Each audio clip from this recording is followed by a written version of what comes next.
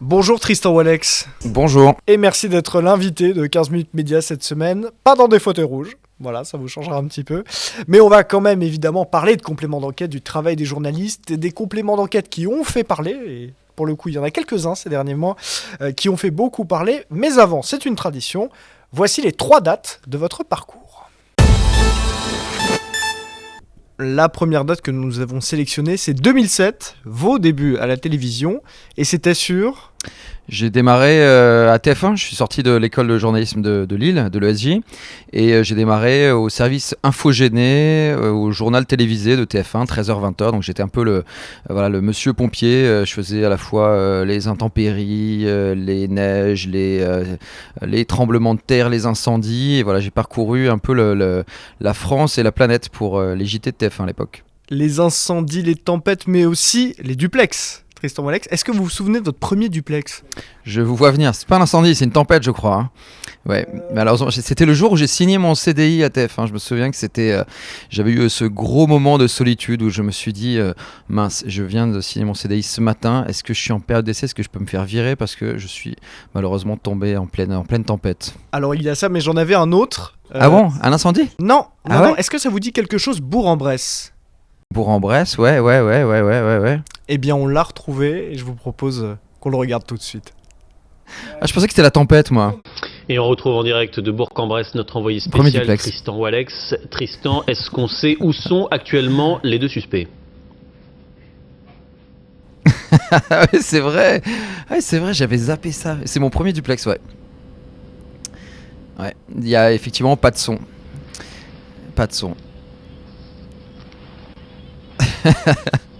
Non, c'est...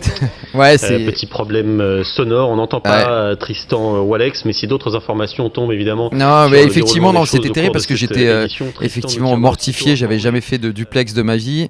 Pour la petite histoire, j'étais pas préparé à faire des duplex et quand on me dit on a retrouvé les 2 suspects, tu vas être à l'antenne en direct ce soir, j'ai fait du porte-à-porte pour essayer de trouver une veste parce que j'avais pas de veste pour faire mon premier direct, et c'est un collègue qui travaillait à l'époque chez BFM qui est devenu ensuite reporter à complément d'enquête, Baptiste Desmontiers. On s'est retrouvé ici, qui m'avait prêté sa veste pour faire ce premier duplex.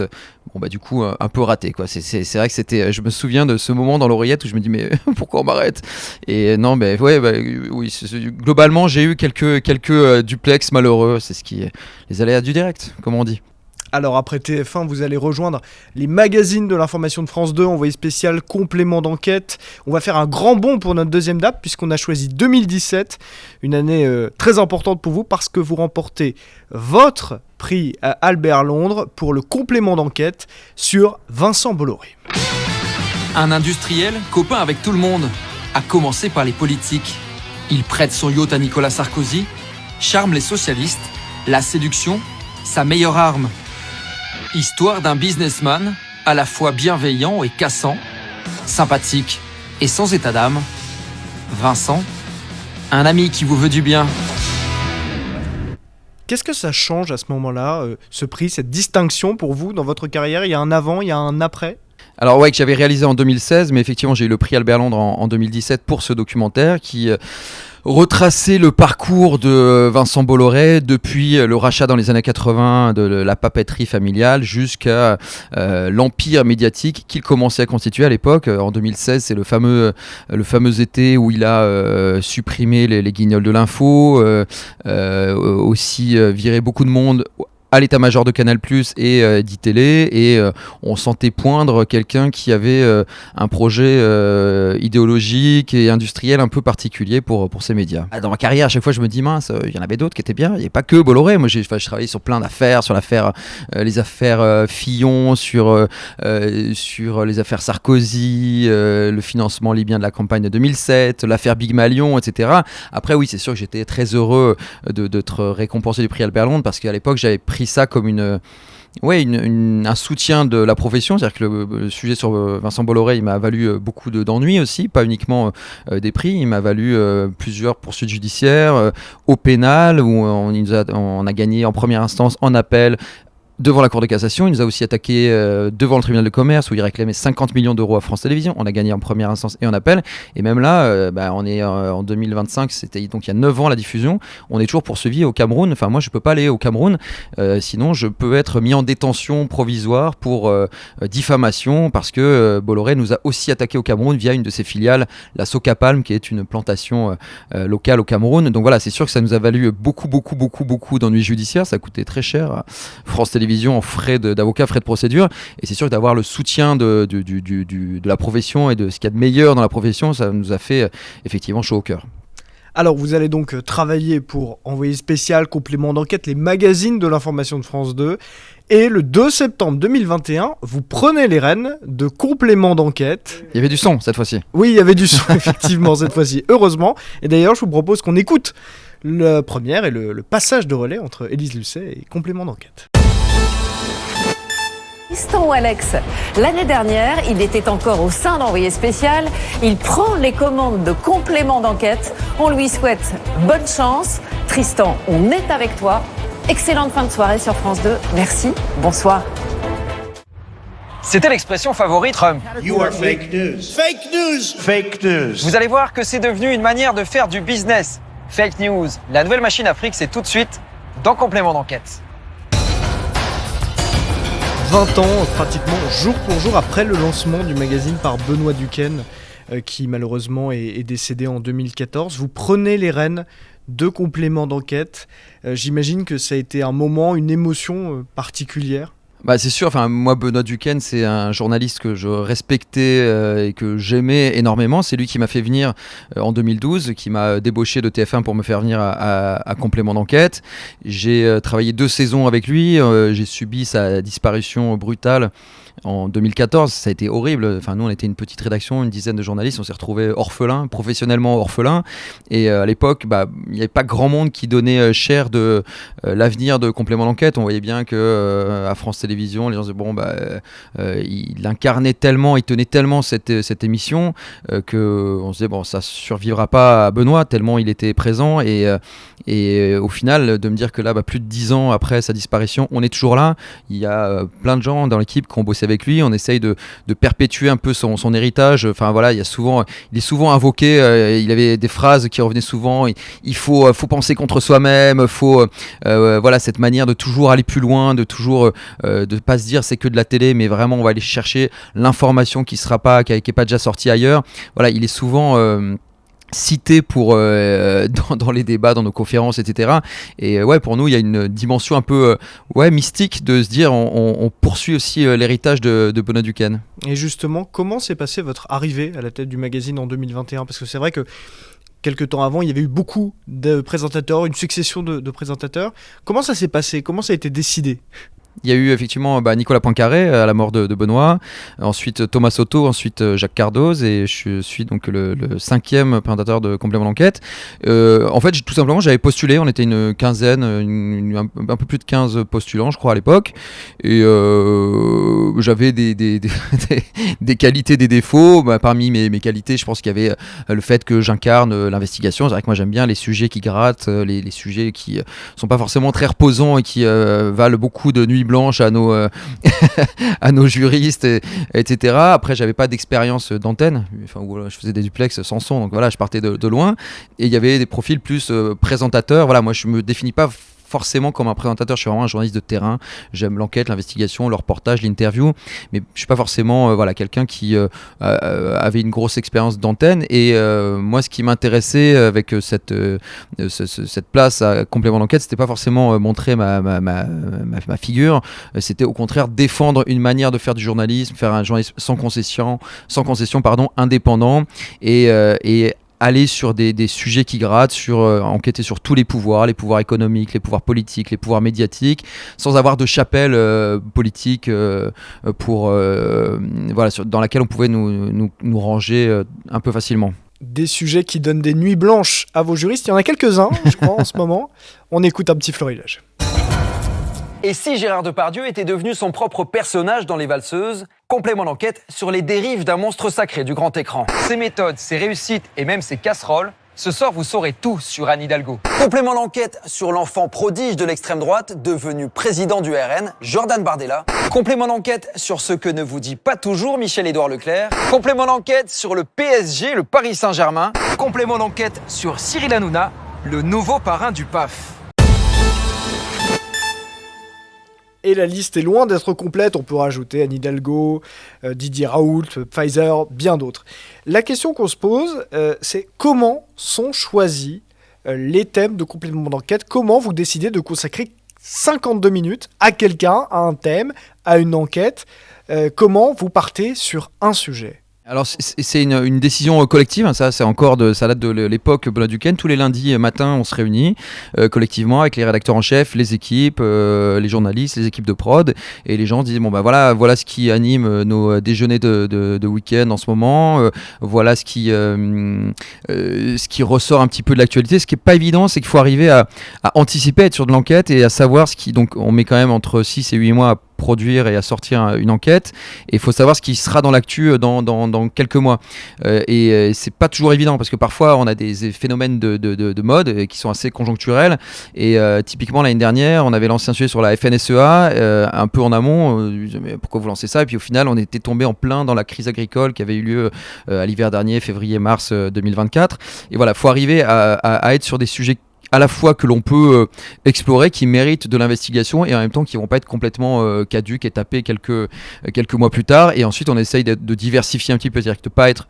que sur de la politique, que sur de l'économie, que sur du sport, et surtout on essaye d'avoir un équilibre total, c'est-à-dire que quand on enquête effectivement sur Jordan Bardella, on enquête aussi sur Jean-Luc Mélenchon ou sur Rachida Dati, pour ne surtout pas pouvoir être accusé d'être à la solde d'un tel ou d'un tel, des suppôts de je ne sais quel parti. Quand on avait il y a 3 ans enquêté sur Didier Raoult par exemple, on avait en même temps lancé une enquête sur Pfizer, comme ça on pouvait pas et on aime bien surprendre aussi nos détracteurs, les gens qui vont dire regardez, quand on avait fait Didier Raoult, tout le monde disait c'est des suppôts des labos et de Big Pharma, et en fait 3 semaines plus tard on avait sorti justement une enquête sur Big Pharma. Là on vient de sortir une enquête sur Jean-Luc Mélenchon, on dit regardez, vous êtes à la solde du gouvernement.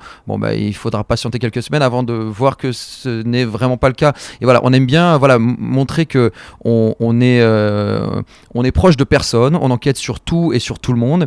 Et puis surtout, ce qui est important, c'est que les gens qui apprécient notre travail parce que on a enquêté sur une personne avec laquelle ils se pensent en désaccord, et quelques semaines plus tard, ça va être l'inverse. Et voilà, on aime bien un petit peu surprendre et montrer qu'on est absolument indépendant de tous les pouvoirs et toutes les chapelles.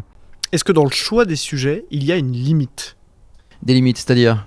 Une limite dans le sens où vous ne pourriez pas aller sur tel ou tel terrain, ou vous n'aborderiez pas tel ou tel terrain. Non, la seule limite c'est quand c'est pas intéressant. C'est-à-dire que quand on se dit tiens, un tel, on s'est posé la question de faire un portrait de telle personnalité, on se dit elle est peut-être pas encore suffisamment ancrée médiatiquement, ou elle a pas de responsabilité telle, ou alors elle s'est pas encore présentée comme candidate, donc ça mérite pas spécialement. Mais non, on n'a pas de limite, sinon sur les thématiques que l'on veut traiter. On va pouvoir traiter on a fait un complément d'enquête sur Alexis Kohler, qui était secrétaire général de l'Élysée. On a enquêté sur Prigojine, qui était patron du groupe Wagner. On a enquêté sur le Hamas, sur Benyamin Netanyahou. Non, vraiment, pour le coup, on enquête sans limite, pourvu que ce soit intéressant, qu'il y ait des pistes d'enquête. Alors une fois que vous avez choisi le sujet, comment se construisent ces fameux compléments d'enquête ? C'est 6 à 8 mois de travail, c'est ça à peu près, de réunions j'imagine, de travail. On est un peu loin de la clé USB que vous recevez et avec plein de fichiers. Non. Alors après, il y a alors c'est difficile de donner un modèle parce qu'il y a plein de. Typiquement, le Hamas, on l'a fait juste après le 7 octobre 2023 et on l'a fait en 15 jours. Et donc en fait, c'était une configuration un peu spéciale. Toute la rédaction s'est arrêtée et les 10 journalistes se sont mis à travailler sur cette enquête pour pouvoir la sortir en 15 jours. Et donc voilà. pour pouvoir démultiplier les forces de travail. Après, on a, la plupart du temps, ce sont des sujets au long cours, donc entre 6 et 8 mois, donc il y a toute une phase d'enquête. Parfois, c'est un journaliste qui a eu une info et c'est pour ça qu'il est parti sur ce sujet-là. Parfois, on part sans rien du tout, donc c'est un gros travail de documentation, un gros travail de recherche de sources. Et et sur les 6-8 mois, on a à peu près 3 mois d'enquête, 1 mois et demi de tournage et 1 mois et demi de montage. Est-ce que ça vous arrive d'abandonner des compléments d'enquête en cours de route parce que vous ne trouvez pas assez ou vous ne trouvez pas peut-être ce que vous voulez ? Est-ce que ça arrive, ça ? Ouais, ça arrive. Alors oui, parfois on enquête et on trouve pas spécialement, et parfois aussi on change notre manière de raconter. Je sais que par exemple on bouscule nos a priori, c'est-à-dire que évidemment, même si on est neutre, forcément on a toujours des présupposés sur telle ou telle chose. Quand on enquête sur François Fillon et sur l'emploi fictif, on se dit bon, a priori, vu que le Canard enchaîné a écrit ça.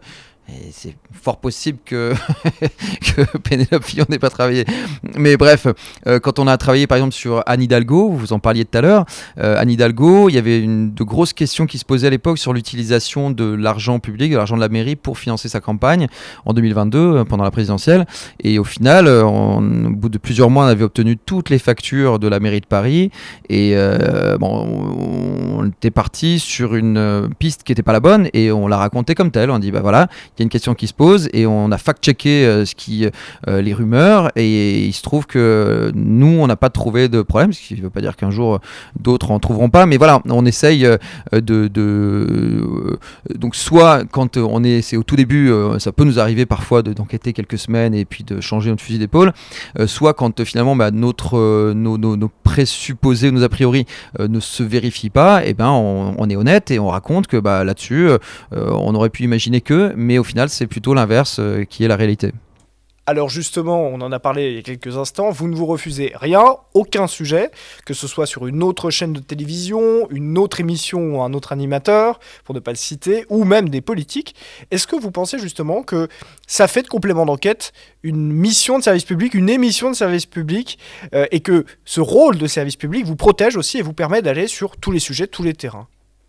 Mais totalement, c'est-à-dire que pour le coup, enquêter sur le fonctionnement de notre démocratie, c'est même la base de ce que doit faire un journaliste d'investigation. C'est-à-dire que quand on enquête sur un autre groupe, quand on enquête sur la fabrication de l'information ou de la désinformation ou de la malinformation par certains groupes médias, on est au cœur de ce que l'on doit faire. Quand on enquête sur la démocratie interne de tel ou tel parti politique, aussi quand on enquête sur les questions de probité de certains élus, de personnalités politiques premier plan, on est totalement dans notre mission de service public. Ouais.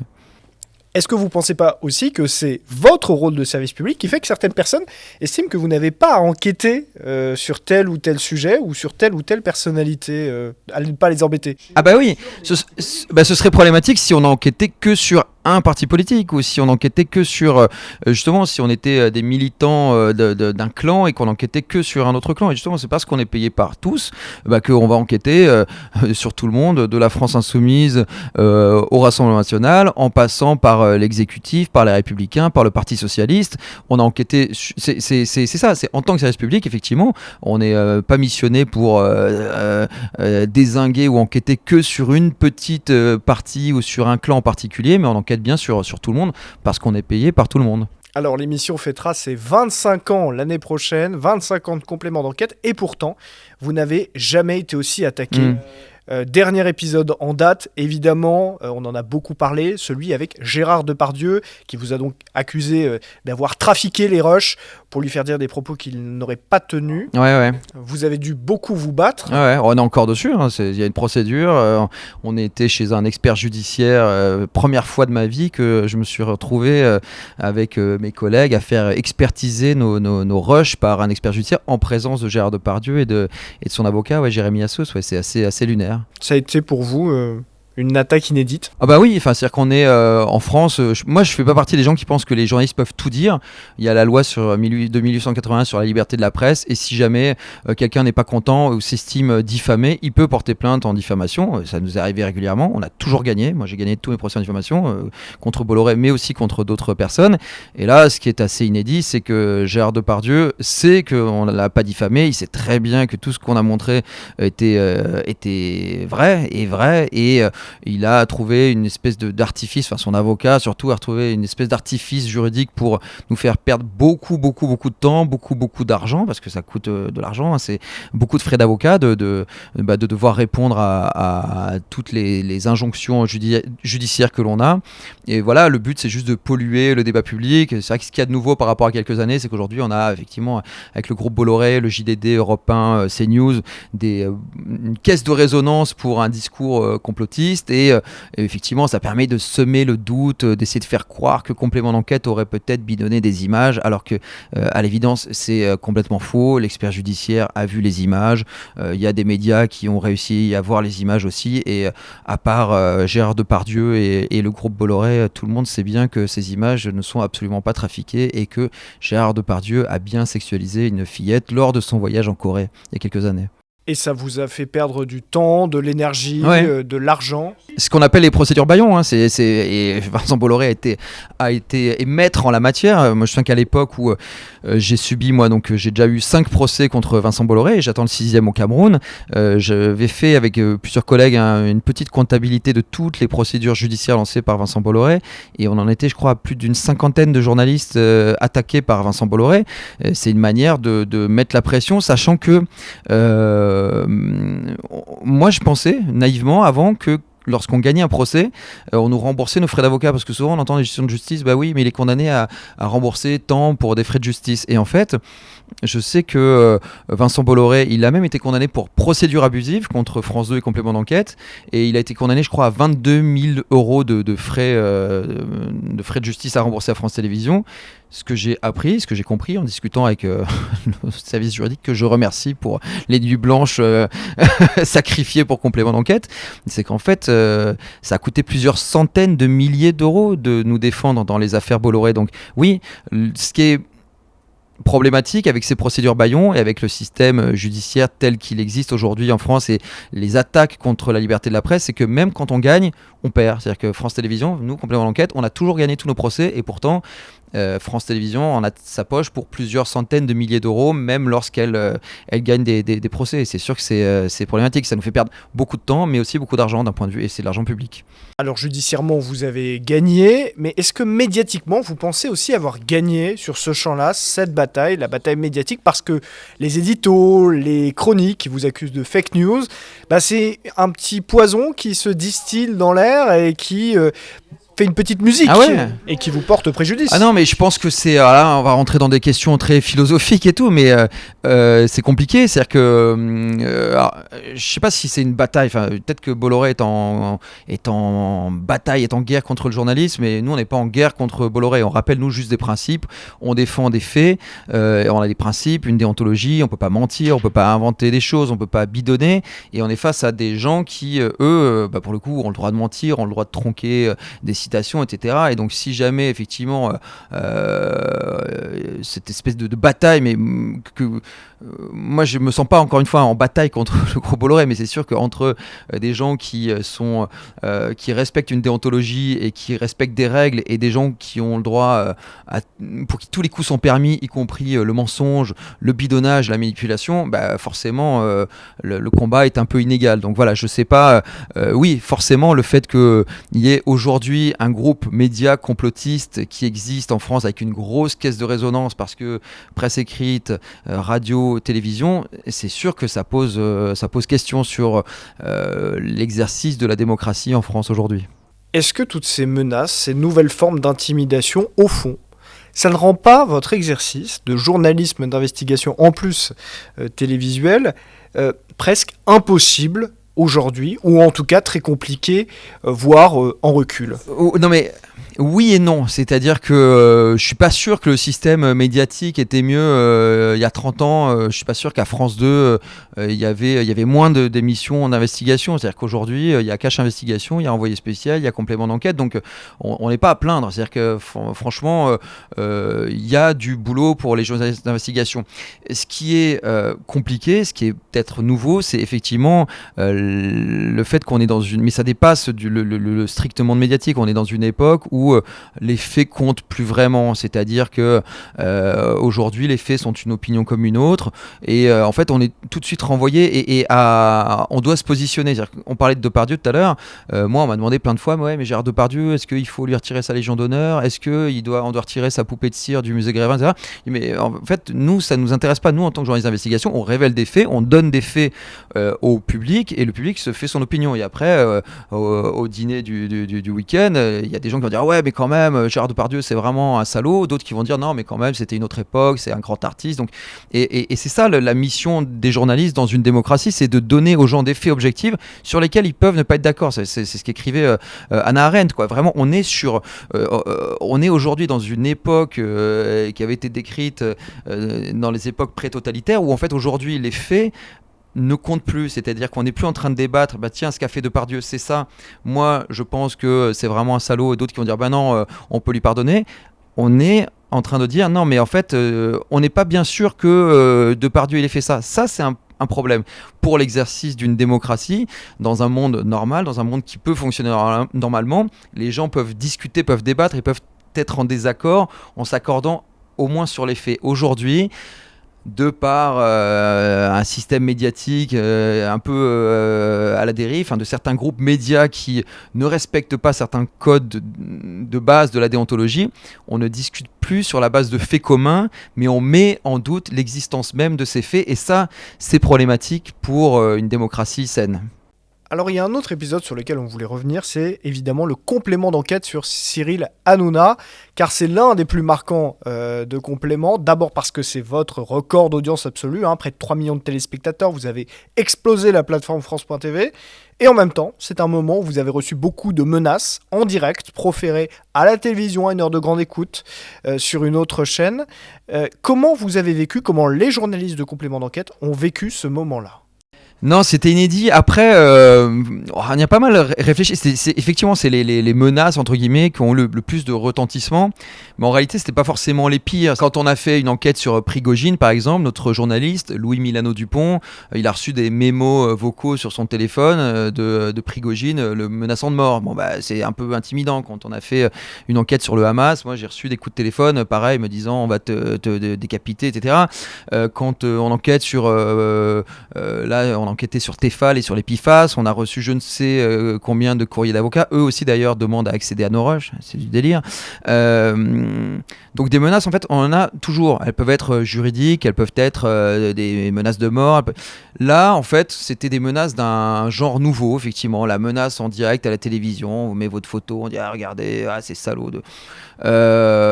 C'était presque grotesque, comique, un peu à l'image d'Hanouna, quoi.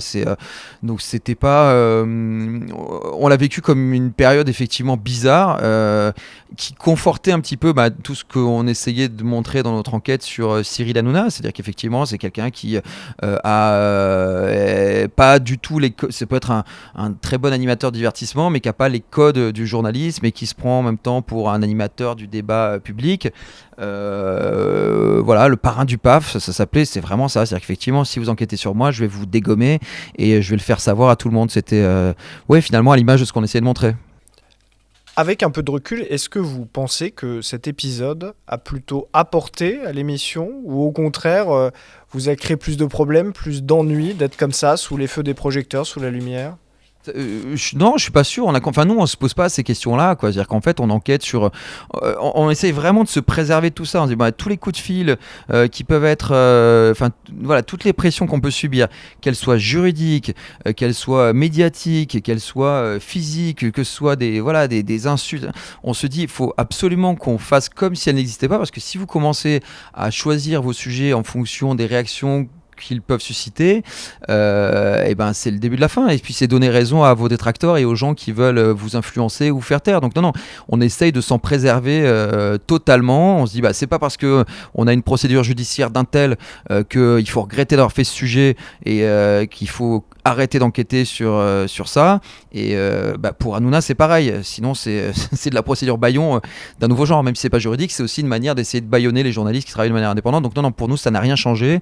Et si si un jour il y a un épisode 2 à faire sur Cyril Hanouna parce que je sais pas, il devient candidat à la présidence, on le fera. Non, vraiment on essaie de ne pas se préoccuper de tout ce qui peut se dire à l'extérieur.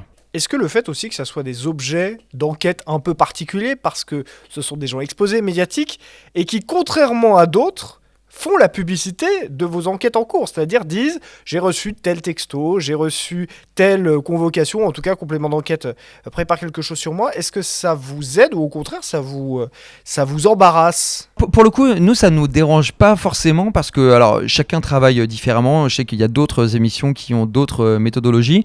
Nous, complément d'enquête, on travaille rarement en cachette, entre guillemets. C'est-à-dire qu'on est très souvent, quand on fait un portrait, la première chose que l'on fait, c'est d'appeler la personne dont on fait le portrait pour lui dire on enquête sur vous, ce sera un portrait ni à charge ni à décharge, mais on va tout dire. On préfère que ça se fasse avec vous. En revanche, il n'y a pas de deal. Vous ne dites pas ok, je vous emmène avec moi, mais par contre vous ne posez pas de questions là-dessus. Ça c'est vraiment non négociable. Donc en fait, dès le départ, nous, Cyril Hanouna, dès le premier jour, il a su qu'on enquêtait sur lui. Pascal Praud, il a reçu un texto dès les premiers jours de notre enquête sur CNews. Donc pour le coup, pour nous, c'est pas problématique. Au contraire, souvent, on a remarqué que ça nous amenait des informateurs. En l'occurrence, sur Cyril Hanouna, ça a été le cas. On avait fait une enquête sur Mimi Marchand, la photographe People, très, très proche du couple Macron, couple Sarkozy, c'est pareil, était sortie dans la presse qu'on enquêtait sur elle. Et c'est comme ça qu'on nous a donné des informations, qu'on a pu accéder à des sources. Donc non, pour nous, pas de problème à être... à ce que l'on dise quelles sont nos pistes d'enquête. Et ces pressions, est-ce que vous, justement, vous arrivez à y faire face et en tout cas à y résister et continuer, malgré tout, à enquêter sur tout ? Ouais, c'est pas. Je vais pas vous dire que c'est. Je vous disais tout à l'heure, on essaye d'être hermétique à toutes ces pressions. C'est pas évident. Je me rends compte d'ailleurs que j'ai oublié quelque chose. On parlait des pressions médiatiques, des procédures judiciaires. Nous, on est très inquiets, par exemple, quand on a une de nos journalistes, Ariane Lavrieux, qui travaillait pour Disclose et complément d'enquête, qui a été elle placée en garde à vue et qui a passé plusieurs jours et plusieurs nuits en garde à vue pour violation du secret défense. Elle avait mis au jour, elle avait en gros révélé des documents secret défense montrant que la France procédait à une opération secrète en Égypte dans laquelle des civils égyptiens étaient assassinés. Donc c'était d'intérêt général. Nous, on savait qu'on prenait un risque juridique en révélant ces documents, mais que l'intérêt général prévalait sur le caractère secret défense de ces documents. Et au final, aujourd'hui, pour attaquer les journalistes et les journalistes qui sont sérieux, les journalistes qui ne diffament pas, on ne se sert plus de la loi sur la diffamation de 1881. On a face à nous des gens qui sont obligés de faire preuve d'ingéniosité pour essayer d'entraver notre travail. Et typiquement des procédures pour violation du secret défense, violation du secret des affaires. Parfois on est attaqué aussi pour violation de la propriété privée ou de la correspondance privée. Il y a tout un tas, violation du secret de l'instruction, on a eu aussi assez récemment. Aujourd'hui, il y a tout un tas de petites infractions et de nouvelles procédures qui sont utilisées par les personnes qui se rendent compte que, comme nous sommes des journalistes sérieux, on ne fait pas de diffamation, on ne ment pas, on dit la vérité, mais pour nous empêcher de travailler, on est obligé de faire preuve d'inventivité et d'ingéniosité d'un point de vue procédural. Et ça vous empêche pas de travailler en indépendance ? Non, mais c'est clairement, on s'en passerait bien parce que ça nous prend beaucoup de temps, mais vraiment du temps. C'est-à-dire qu'effectivement, il y a des périodes quand vous avez des courriers d'avocats chaque semaine qu'il faut répondre systématiquement, il faut faire les choses sérieusement parce qu'effectivement, la violation du secret défense, c'est une infraction pénale punie de peine de prison ferme. La violation du secret de l'instruction, c'est aussi une infraction. Donc voilà, effectivement, on passe beaucoup de temps aujourd'hui à travailler sur les contours juridiques, la sécurisation juridique de nos sujets, et tout ce temps est du temps en moins pour enquêter. Voici l'heure, Tristan Walex, des 15 dernières secondes. C'est la dernière question de notre entretien. On a beaucoup parlé des pressions, des menaces, du travail aussi, qui est très exigeant, et de la qualité que vous devez produire en tant que complément d'enquête. Est-ce que, avec tout ça, vous n'êtes pas fatigué ? Est-ce qu'un moment, un jour, vous pourriez arrêter le journalisme, votre métier ? J'ai plus de son, ça marche pas, c'est comme... Non, je plaisante. Je l'ai vraiment cru. Non, j'y pense parfois, c'est vrai que c'est fatigant. Parfois, je me dis, c'est beaucoup de pression. C'est effectivement, ces derniers mois, c'est allé assez loin par moment. Et parfois, vous dites, j'ai envie de souffler. Ouais, non, je vous dis pas que c'est facile tout le temps. Je suis maso, mais parfois, j'ai besoin de sérénité, de tranquillité.